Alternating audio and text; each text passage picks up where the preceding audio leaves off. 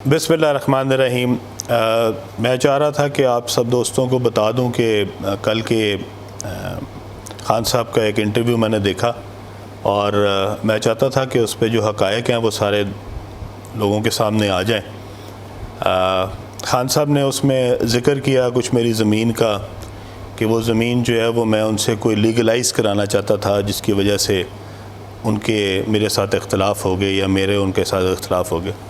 तो पहली बात तो मैं कैटेगोरिकली बताना चाहता हूँ कि 2010 से 2018 तक मैं इमरान खान के साथ था, और जब मैं 2010 में इमरान खान साहब के साथ हुआ था, ये सोसाइटी मेरे पास उस वक्त भी मौजूद थी और ये सोसाइटी मैंने ख़रीदी थी क्योंकि 2010 में भी मैं अपोजिशन में था और उस वक्त भी मुझे कोई NOC नहीं देता था, कोई अप्रूवल नहीं देता था। तो मैंने एक अप्रूवल के साथ एक सोसाइटी ख़रीदी थी जिसकी अप्रूवल मेरे से जो पहले मालिकान है उन्होंने हासिल किए हुए थे, और 2010 से लेके आज तक 2022 तक वो सोसाइटी मेरे पास मौजूद है और उसी में उसकी एक्सटेंशन हुई है। खान साहब वहाँ पे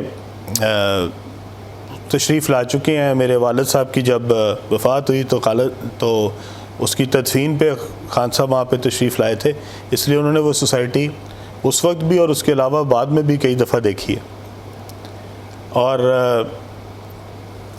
अगर मुझे ये पता होता कि 2010 में मैंने इमरान खान का साथ इसलिए देना है क्योंकि 2018 में इमरान खान साहब ने वज़ीर आज़म बनना है और उसके बाद मैंने वहाँ पे 300 एकड़ ज़मीन ख़रीदनी है और उसको बाद में लीगलाइज़ इनके लिए कराना है, तो बहुत ही मेरा इसका मतलब है मेरा विज़न को बहुत ही दूर का है कि मैं 8 साल 10 साल पहले ही मुझे पता लग गया था कि यहाँ पे 300 एकड़ ज़मीन ख़रीदूँगा और उस दिन इमरान खान वज़ीर आज़म होंगे जिनसे मैं ये जाके लीगलाइज़ करवाऊँगा।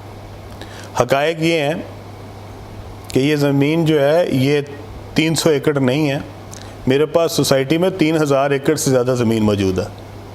और ख़ान साहब जिस 300 एकड़ की बात कर रहे हैं कि उसका शायद वो ये बताना चाह रहे हैं कि वो ज़मीन जो है वो उसका स्टेटस तब्दील हो रहा है, क्योंकि मैंने वहाँ पे ज़मीन कोई जो है वो एक्वायर नहीं कराई, मैंने वहाँ के लोकल ज़मींदारों से ज़मीनें ख़रीदी हैं और वो 3000 एकड़ हो या 10,000 एकड़ हो उसमें से एक इंच ज़मीन भी जो है वो सरकारी नहीं है।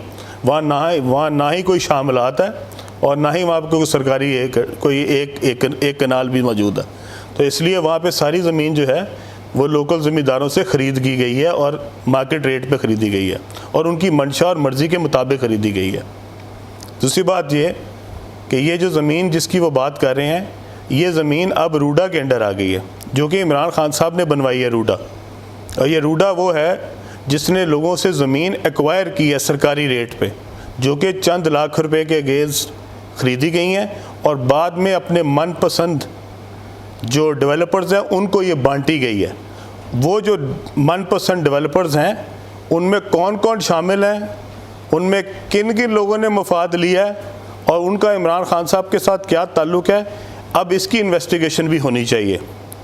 क्या उसमें वो डेवलपर भी शामिल हैं जिनके पास मैडम फ़रा जो हैं वो दुबई में जाके मुकीम थी, जिनके जहाज़ के ऊपर वो फिरती रही हैं और जिसके करीबी रवाबत की वजह से इमरान खान साहब के साथ भी उनका ताल्लुक़ बना। मेरे ख़्याल में सारी चीज़ें अब लोगों के तक पहुंचनी चाहिए। ये 300 एकड़ अराज़ी के बाद अब ये भी खान साहब को बताना पड़ेगा कि वो जो अराज़ी रूडा में दी गई, जो कि लोगों से सरकारी ज़मीन सरकारी रेट पे ख़रीदी गई प्राइवेट ज़मीन और उसके बाद उसको प्राइवेट डेवलपर्स को दे दी गई, वो प्राइवेट डेवलपर्स में कौन कौन शामिल हैं? क्या जो आपने LDA का वाइस चेयरमैन लगाया था उसके रिश्तेदारों को जो कि एक अलग से हाउसिंग सोसाइटी के मालिक हैं, क्या उनको भी उनमें 10 में शामिल किया गया है? और अगर किया गया तो क्यों किया गया है? और आपने किन किन लोगों को उसके अंदर मफाद दिया है? उसके अंदर क्या अलीम खान भी शामिल है? और अगर अलीम खान शामिल है तो आप बताएं। और अगर इसके अलावा कोई और प्रोजेक्ट जिसमें आपका एक बिज़नेस डिस्ट्रिक्ट भी है, क्या उसकी ख़रीदो फ़रोख्त में भी अलीम खान शामिल है तो उसका नाम भी बताया जाए। और अगर अलीम खान शामिल नहीं है तो कौन कौन शामिल है? आपने जो प्रोजेक्ट बनाए जो बड़ी आवाम की फ़लाह के लिए थे, जिसमें से सरकारी रेट पे औने पौने लोगों से ज़मीन एक्वायर की गई, वो ज़मीन क्यों एक्वायर की गई? उन लोगों से मार्केट रेट पे क्यों नहीं ख़रीदी गई? और वो मार्केट रेट पे ख़रीद के आपने उसके ऊपर शॉपिंग मॉल्स बनाए, आपने उसके ऊपर प्लाजे बनाए, आपने उसके ऊपर گولف کورسز بنائے. اگر خان صاحب آپ وہ زمین کے اوپر پلازا بنا سکتے ہیں تو وہ اس کی زمین کا سٹیٹس گرین ہے, لیکن آپ کا پلازا بن سکتا ہے انڈر روڈا, آپ کا شاپنگ مال بن سکتا ہے, آپ کے گولف کورسز بن سکتے ہیں, آپ کے گھر بن سکتے ہیں, علیم خان کی سوسائٹی نہیں بن سکتی. کیوں؟ ذرا جواب دینا پسند کریں گے. اگر اس کا سٹیٹس گرین ہے تو صرف علیم خان کے لیے گرین ہے. روڈا جب اس کے اوپر ڈیولپمنٹ کر رہی ہے, روڈا جب اس کے اوپر پروجیکٹ بنا رہی ہے, تو اس کا سٹیٹس جو ہے وہ براؤن کیسے ہو جاتا ہے اور علیم خان کے لیے گرین کیوں ہو جاتا ہے؟ خان صاحب, جس دن آپ میرے پاس آئے تھے اپنے جلسے کے لیے پیسے مانگنے, میں آپ کے گھر نہیں گیا تھا, آپ میرے گھر آئے تھے میاں محمود الرشید اور فرید الدین صاحب کو ساتھ لے کے, ٹھیک ہے. اور میں جس دن 2002 میں حلف لینے گیا تھا, جب میں پہلی دفعہ ایم پی اے بنا تھا, تو خان صاحب میں جس گاڑی پہ گیا تھا آج بھی اس کا بہترین ماڈل میرے پاس موجود ہے. میں جس گھر میں رہتا تھا آج بھی اسی گھر میں رہتا ہوں. میں نے اپنی سیاست میں سے لگایا ہی ہے, کمایا کچھ نہیں ہے. اور اگر آپ سے زیادہ اس کو کون جانتا ہوگا کہ جس دن پی ٹی آئی پہ برا وقت آیا, جس دن کوئی مشکل دن آیا, اس دن سب سے پہلے کون آپ کے پاس آیا؟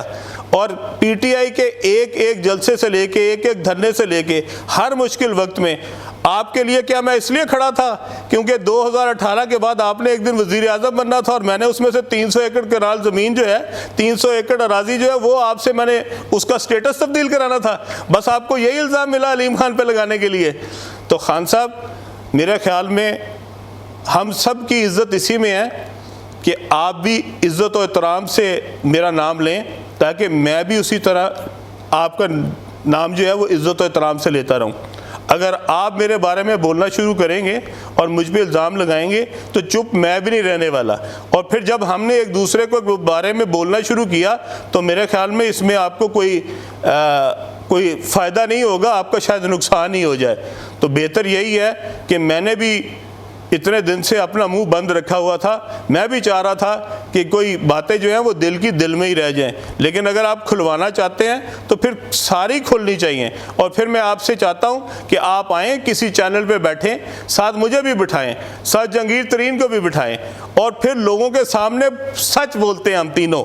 پھر پتہ لگے آپ کا کہ آپ کیا کہہ رہے تھے اور ہم کیا کہہ رہے تھے, آپ کا کیا موقف تھا, ہمارا کیا موقف تھا. جس دن چاہیں, جس جگہ چاہیں, جس چینل پہ چاہیں, جتنے گھنٹوں کے لیے چاہیں, آئیں پروگرام کرتے ہیں. ذرا عوام کو پتہ تو لگے کہ اصل چہرہ کیا ہے, علیم خان کا چہرہ کیا ہے, عمران خان کا چہرہ کیا ہے, اور جہانگیر ترین کا چہرہ کیا ہے. کتنے کو مفاد لیے ہیں میں نے آپ سے, آپ کو یہ بتانا پڑے گا لوگوں کو کہ میں نے کتنے مفاد لیے تھے آپ کے, جو میں آپ کے ساتھ 10 سال لگا رہا. آپ نے مجھے آخر میں صرف میرا جو مول ہے وہ یہ لگایا کہ میں نے 300 ایکڑ زمین جو ہے وہ آپ سے اس کا زمین کا سٹیٹس تبدیل کرانا تھا, جبکہ میرے پاس خان صاحب اس وقت ساری زمینوں شاید 10,000 ایکڑ سے بھی زیادہ ہے. تو مجھے آپ کی 300 ایکڑ زمین کے لیے آپ کے ساتھ میں نے 10 سال لگائے, دن رات محنت کی, کوشش کی, محنت کی, اور آپ نے آخر میں مجھے 300 ایکڑ کے اوپر جو ہے وہ الزام لگا دیا. مجھے تو بہت شرم آئی کہ میری ساری جتنی محنت تھی اور جتنی ساری کوشش تھی اس کا آپ نے یہ مول لگایا. میں آج بھی کہتا ہوں کہ آج بھی آپ لوگوں کو اصل چہرے دکھائیں, اصل بات بتائیں.